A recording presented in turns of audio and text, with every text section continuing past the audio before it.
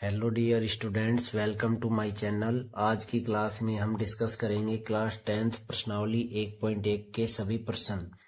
प्रश्न नंबर 1 है, निम्नलिखित संख्याओं को अभाज्य गुणनखंडों के गुणनफल के रूप में व्यक्त करो। अर्थात हमें इन सभी संख्याओं के अभाज्य गुणनखंड ज्ञात करने के बाद उनको आपस में गुणा के रूप में लिखना है। इसका पार्ट नंबर 1 है 140। यदि आप 140 के अभाज्य गुणनखंड करते हैं तो सबसे पहले इसमें आप भाग देंगे 2 का।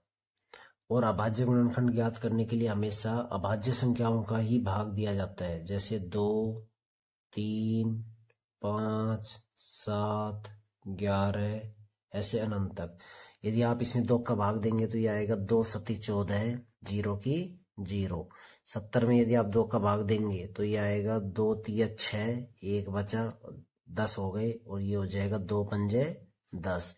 अब 35 में आप 5 का भाग देंगे तो ये आएगा 5 सत्ते 35 और 7 में यदि आप 7 का भाग देंगे तो 1। तो 140 के अभाज्य गुणनखंड हो जाएंगे।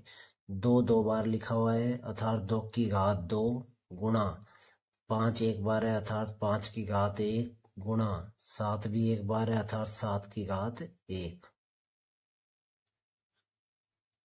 नेक्स्ट है पार्ट नंबर 2, 156 के अभाज्य गुणनखंड।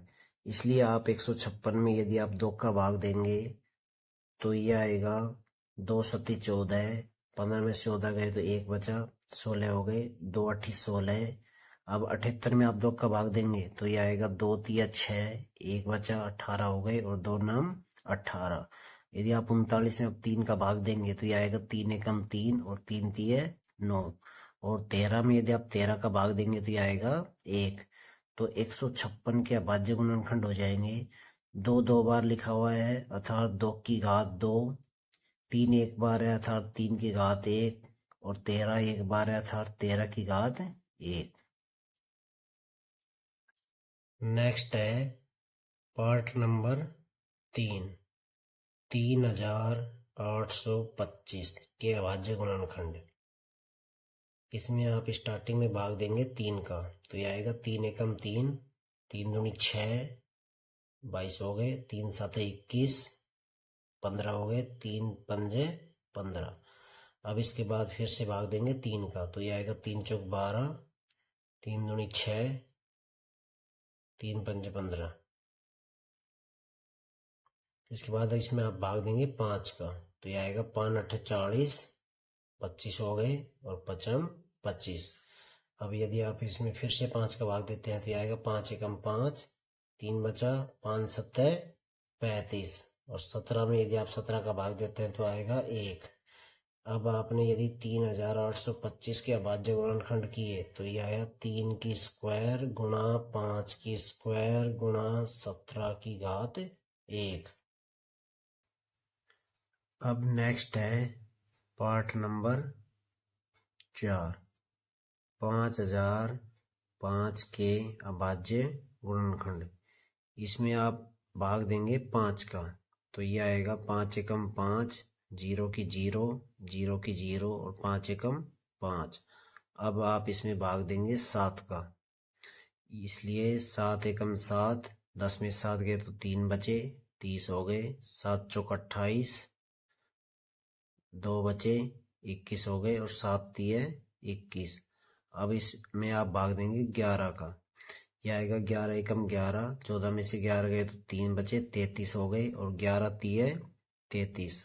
अब यदि आप 13 में 13 का भाग देंगे तो यह आएगा 1।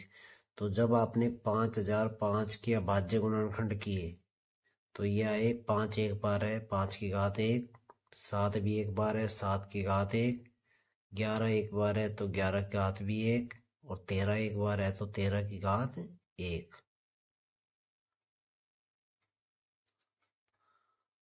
नेक्स्ट है पार्ट नंबर 5, 7429 के अभाज्य गुणनखंड। इसके लिए इसमें आप भाग देंगे 17 का। इसमें न तो 2 का भाग जाएगा, ना 3 का, ना 5 का, न 7 का, इसमें डायरेक्ट भाग जाएगा 17 का।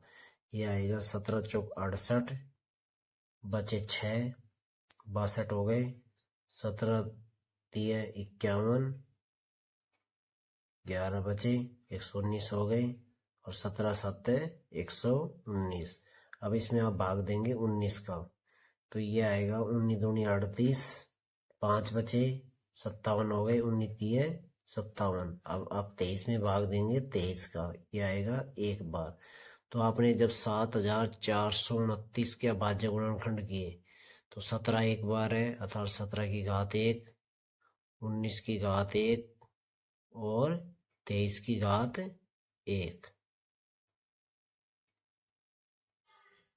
नेक्स्ट है प्रश्न नंबर 2। HCF और LCM ज्ञात करो तथा इनकी जांच कीजिए कि दो संख्याओं का गुणनफल अर्थात A गुणा B बराबर होता है HCF गुणा LCM। पार्ट नंबर फर्स्ट है 26 और 91। माना पहली संख्या A है और दूसरी संख्या है B।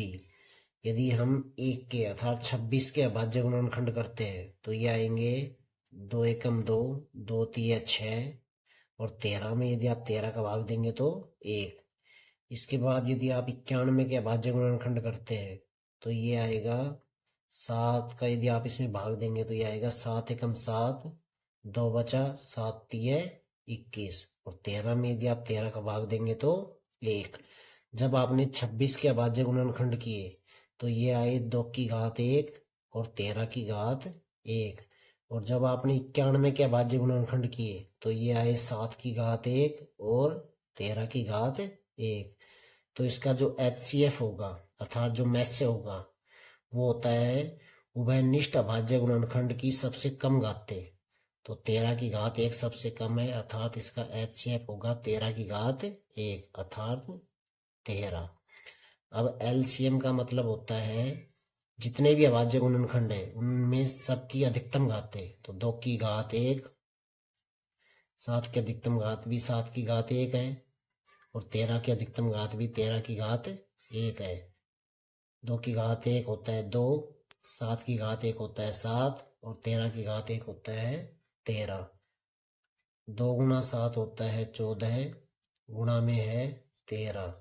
जब आप 14 को जब आप 13 से गुणा करेंगे तो ये आएगा 182। अब हमें सिद्ध करना है कि HCF गुणा LCM बराबर होता है A गुणा B। इसके लिए सबसे पहले हम सोल्व करेंगे LHS। LHS है A गुणा B, A गुणा B। A मतलब 26 और B का मतलब है 91। जब आप 26 को 91 से गुणा करेंगे तो ये आएगा 2366। अब है अपनी राइट हैंड साइड अर्थात RHS। RHS है HCF गुणा LCM, HCF गुणा LCM। HCF अपना आया था 13 गुणा LCM आया था 182।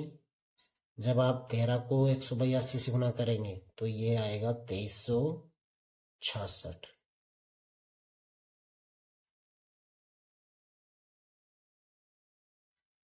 नेक्स्ट है पार्ट नंबर सेकंड। पहली संख्या है 510 और दूसरी संख्या है 92। पहली संख्या को हमने A माना और दूसरी संख्या को B।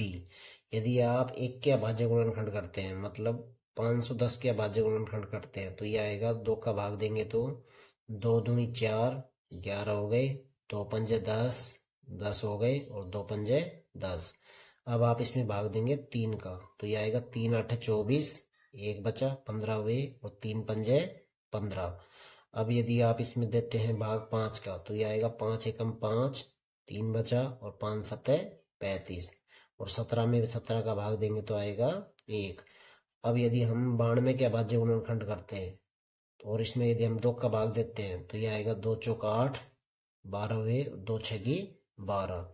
अभी आप इसमें फिर से 2 का भाग देते हैं तो ये आएगा 2 दूनी 4 और 2 तिया 6, और 23 में यदि आप 23 का भाग देते हैं तो ये आएगा 1। जब आपने 510 के अभाज्य गुणनखंड किए तो ये आए 2 की घात 1, 3 की घात 1, 5 की घात 1 और 17 की घात 1। और जब आपने 92 के अभाज्य गुणनखंड किए तो ये आए 2 की घात 2 गुणा 23 की घात 1। तो अब इसका HCF होगा सबसे कम घाते जो उभयनिष्ठ हो, जैसे यहाँ है 2, तो 2 में सबसे कम उभयनिष्ठ घात है 2 की घात 1, तो इसका HCF हो जाएगा 2। अब इसका जो LCM होगा वो होगा सभी अभाज्य गुणनखंड खंड की अधिकतम घातें। तो 2 की घात 1 और 2 की घात 2 में सबसे ज्यादा घात है 2 की घात 2, सबसे ज्यादा घात है 3 की घात 1, ऐसे ही 5 की घात 1, 17 की घात 1 और 23 की घात 1। 2 की घात 2 होता है 4, 3 की घात 1 होता है 3, 5 की घात 1 होता है 5, 17 की घात 1 होता है 17 और 23 की घात 1 होता है 23। 4 को 3 से गुणा करेंगे तो 12 और 12 को 5 से गुणा करेंगे तो 60 और गुणा में है 17 को जब आप 23 से गुणा करेंगे तो ये आएगा 391 और जब आप 60 को 391 से गुणा करेंगे तो ये आएगा 23,460। तो इसका एलसीएम हो गया 23,460।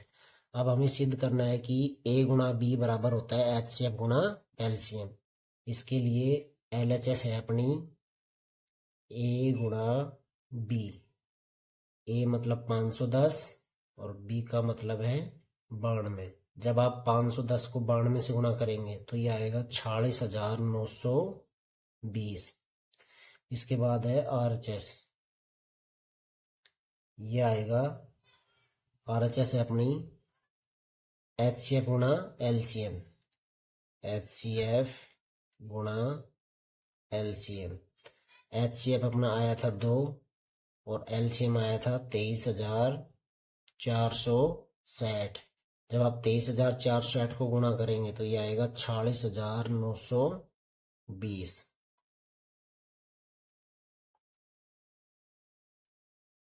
नेक्स्ट है पार्ट नंबर 3।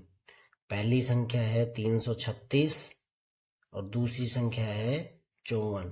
पहली संख्या को हमने A माना और दूसरी संख्या को B। यदि आप 336 के अभाज्य गुणनखंड करते हैं और इसमें यदि आप 2 का भाग देते हैं तो यह आएगा 2 एकम 2, 2 छेकी 12 और 2 अठी 16। इसके बाद यदि आप फिर से इसमें 2 का भाग देते हैं तो यह आएगा 2 अठी 16 और 2 चौक 8। फिर से यदि आप इसमें 2 का भाग देते हैं तो यह आएगा 2 चौक 8 और 2 दूनी 4। फिर से 2 का भाग देंगे तो आएगा 2 दूनी 4 और 2 एकम 2।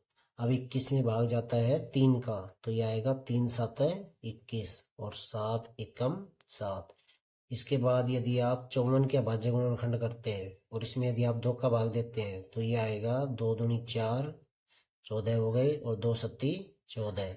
यदि आप इसमें 3 का भाग देते हैं तो ये आएगा 3 नाम 27। ऐसे ही 3 तिये 9 और 3 एकम 3। जब आपने 336 के अभाज्य गुणनखंड किए तो 2 है 4 बार, अर्थात 2 की घात 4 गुणा 3 की घात 1 गुणा 7 की घात 1। इसके बाद है 54। इसके बाद है 2 की घात 1 गुणा 3 3 बार है, अर्थात 3 की घात 3। अब इसका HCF होगा जो कॉमन है उसकी सबसे कम घातें। तो 2 की घात 1 और 2 की घात 4 में सबसे कम घात है 2 की घात 1। ऐसे ही 3 की घात 1 और 3 की घात 3 में सबसे कम घात है 3 की घात 1।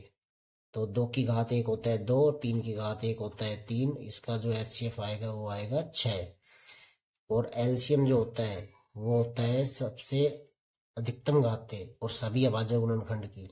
तो 2 की घात 1 और 2 की घात 4 में सबसे ज्यादा घात है 2 की घात 4। ऐसे ही 3 की घात 3 और 7 की घात 1। 2 की घात 4 होता है 16, 3 की घात 3 होता है 27 और 7 की घात 1 होता है 7। इसके बाद